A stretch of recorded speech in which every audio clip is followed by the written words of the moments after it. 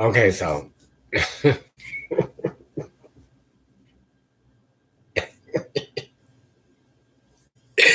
I just need to process just a little bit. Okay. So I just finished watching Alice. It's not too many people that I could call and decompress about what I'm going through with right now. Like, part of me feel like part of me feel like I traumatized myself, but then part of me feel like the movie was necessary.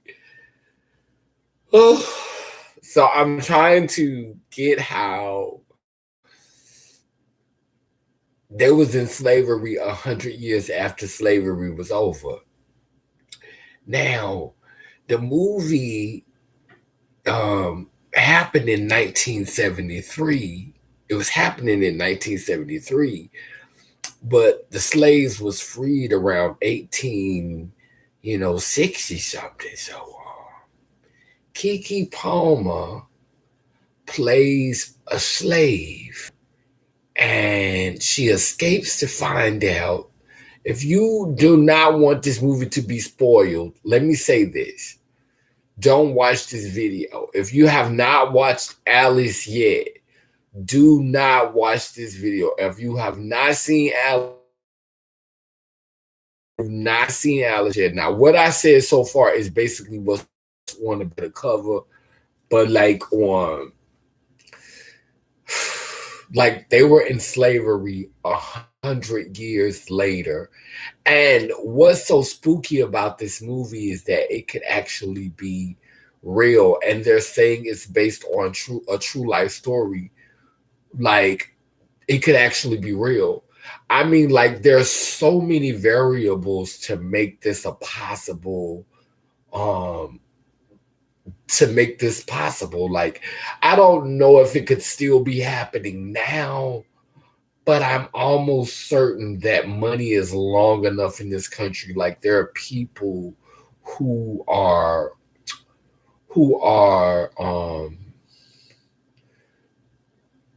focused on preserving the old ways, preserving what was, and a way of doing things, and they have the financial means to keep themselves shut off from the world while they manipulate people who they've kept sheltered their whole life. For me, there were so many things that were coming up in the movie though, where I just had questions like when it came to the whole gun situation. Um, None of the slaves ever wondered how the gun works. Like when the guy ran away, why didn't he pick up the gun and shoot him? Like all those years they had been around them. You never thought to try to get his gun from him. You never thought to take his gun. Like you broke his arm and you left his gun laying on the ground. That was the part that kind of like confused me, was that leaving that gun on the ground. And with the when it comes to the woman, um I just felt like I was glad she could read, but when she started going through those notes and she started seeing all of the things that black people had accomplished, it was just like she was immediately overwhelmed with black pride. And while I thought that was a great way to spin it, I just haven't seen that many examples of it. It was just a lot, like how she just evolved so fast, and I hope this is the narrative that we're trying to spew, because we're trying to elevate and empower people. But if you're gonna sell it to me, I want you to make it believable. Because when she put on them wedge heels without any practice, when she had just escaped slavery and she put on them wedge heels without any practice, I was done. When she put on them wedge heels, when he conveniently had had a sickening leather wedge in the closet, and she put on that leather wedge heel and walked in it without any practice after just escaping slavery. I was done. I was done. And then I Googled the writer and the director, and she is a very fair skinned being, very fair skinned. And I don't know, I felt like maybe she was paying homage in this movie. Um, like it gave me homage, to the root of the tree, to that blackberry. It gave me homage. It gave me sort of homage.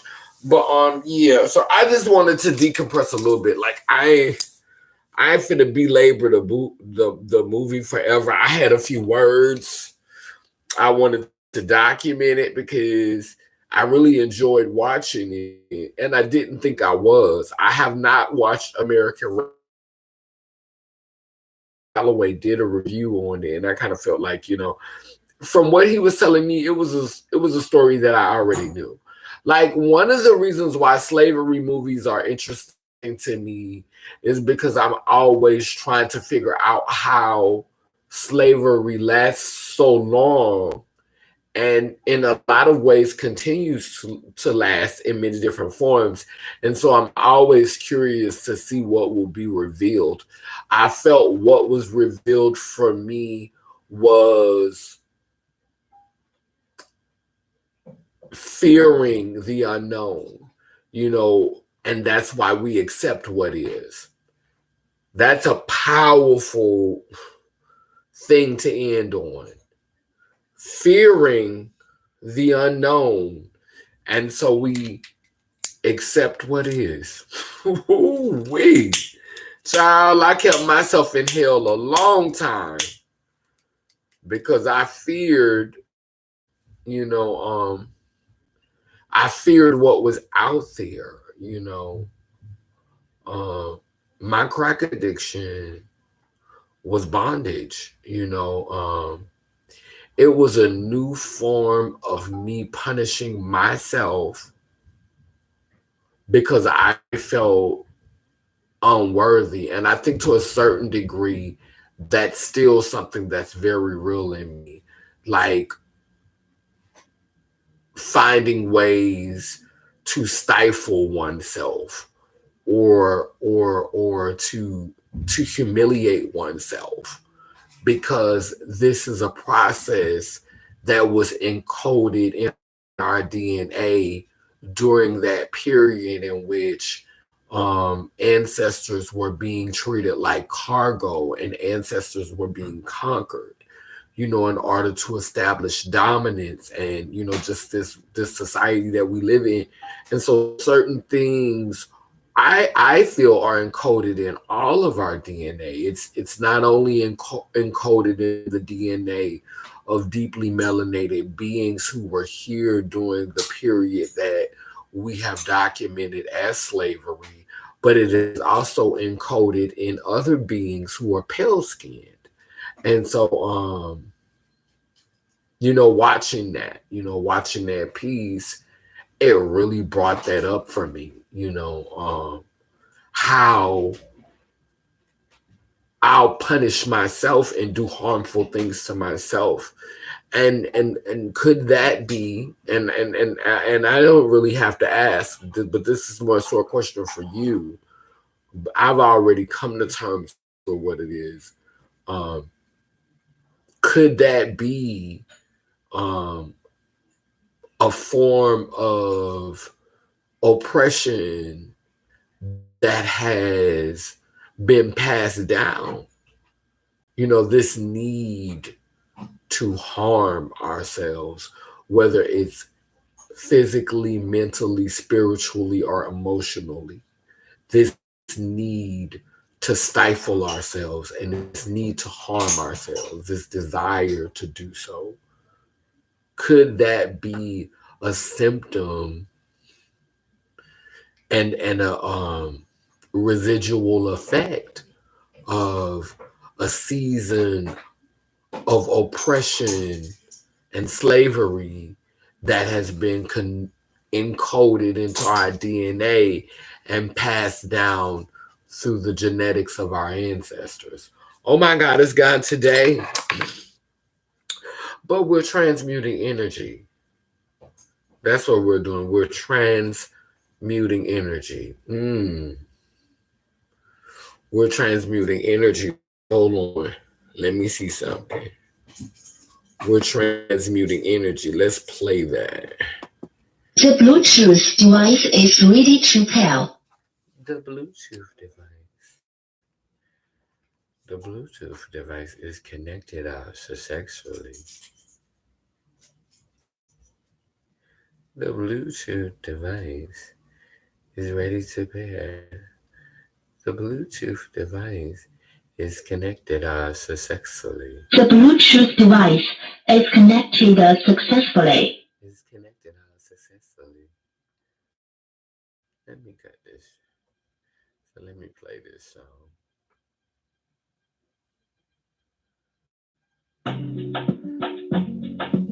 Sarah Bartman, never forget. Sarah Bartman, never forget. Sarah Bartman, never forget. Sarah Bartman, never forget. Sarah Bartman, never forget. Yeah.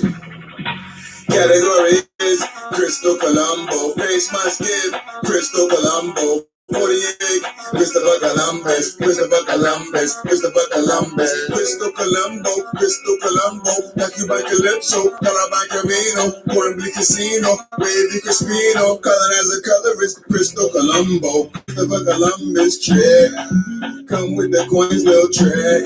Primo, she a baddie, no looking for a daddy, bro. Kiss the vapor, the smoke in the misty fog, trying to spook G, hush the beat.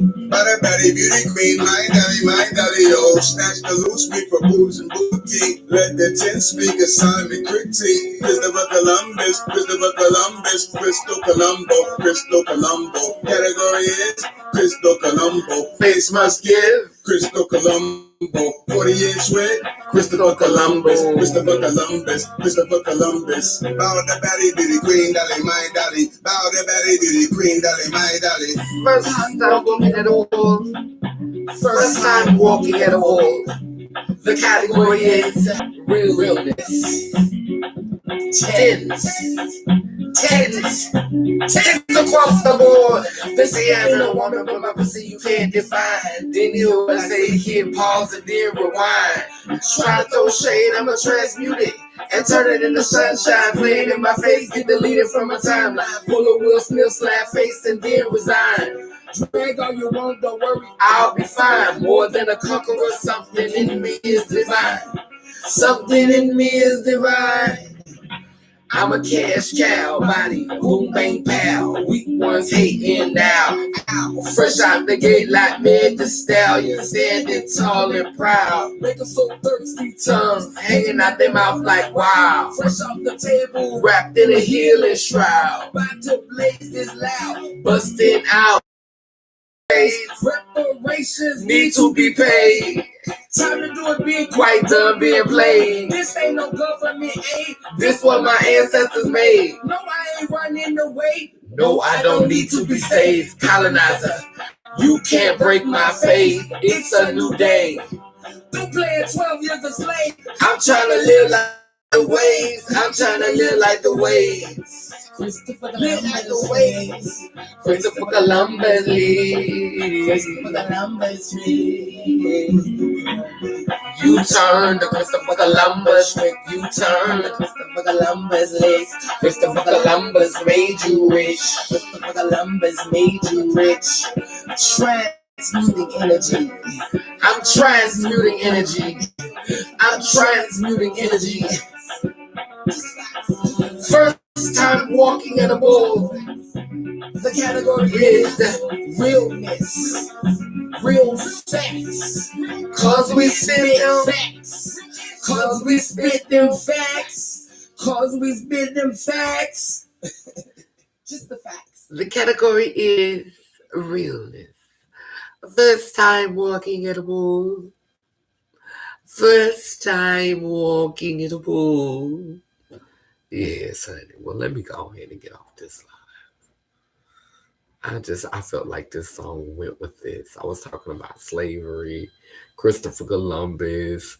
We went through all of that with Christopher Columbus, and now it's time to transmute that energy. Transmute that energy. Like turning straw into gold. Amen, a woman. Anyway, Damanandalase who keeps spinning and turning and Gadi Yanko Kalukalo. As I light this candle, it is representative of the three candles. The past. If we learn from the past, we can be present. And in the present, we take what we learned from the past and we prepare for our future. Past, present, and future.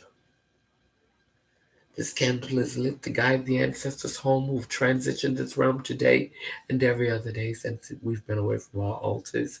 A man, a woman, lelem lela, ian God, iyanko, kolukolo.